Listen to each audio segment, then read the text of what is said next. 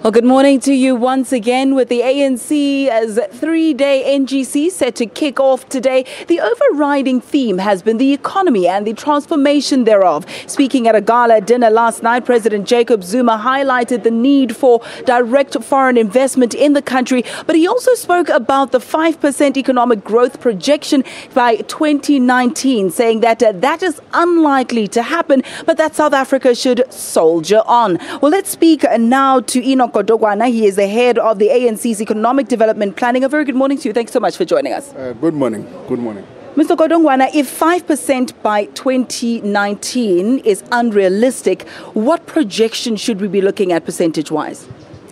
It's difficult to make a projection percentage-wise because we're operating at the moment, which the President was trying to outline, in an unfavorable economic environment. What is that unfavorable economic environment, which is constitute what is unknown variables, is what's likely to happen with the Chinese economy, which has forced commodity prices down.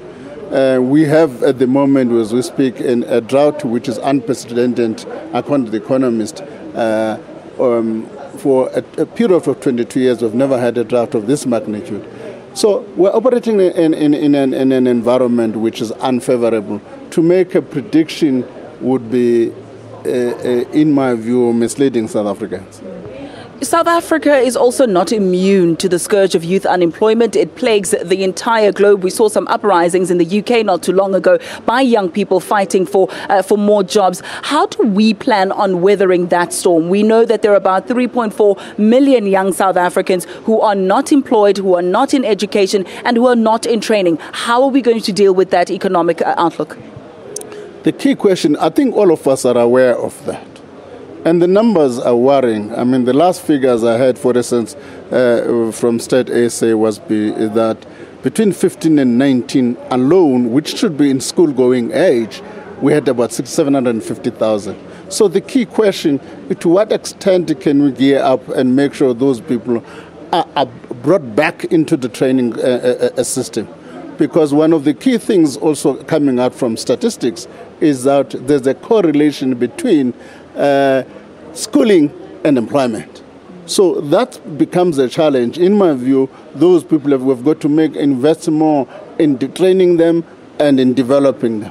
Of course, because there is that issue of employability. Yeah. Let's move on to what is believed to be our saving grace in South Africa, the NDP. Hopes have been pinned on the National Development Plan as the blueprint of the country's economic future. Let's talk about where we are in terms of the NDP at the moment. Have we started to see any tangible differences? The NDP is not a panacea. What the NDP does, it says, this is a plan for between now and 2030. A plan depends on actions that we take now, and those actions are affected by a number of things, including the unfavorable environment I've spoken about. Some of those actions, do they include the change in name in your position from Economic Transformation Committee to Economic Development Planning? Is that factoring the direction that the ANC would like to see policy going? Now, what the leadership of the ANC have said, and a position which I agree with and I support, is that economic issues are so broad, from a small and medium enterprise, ICT, to oil and gas and mines, and you can talk about all of these things. What they said, given is diversity, we needed to have focused, two committees that are focused. One focused on what is called the primary sector, including the oil and gas in industries, and one finally focusing on the secondary and tertiary sector. It's purely a question of placing more focus and more urgency on some of these issues. I was talking to somebody now. I'm saying, for instance, take the oil and gas industry. It's a completely new area for us. We need a new regulatory framework for it. We need a number of things to look at. What is going to be the fiscal arrangements, for instance, that govern that industry? That needs a particular focus and attention.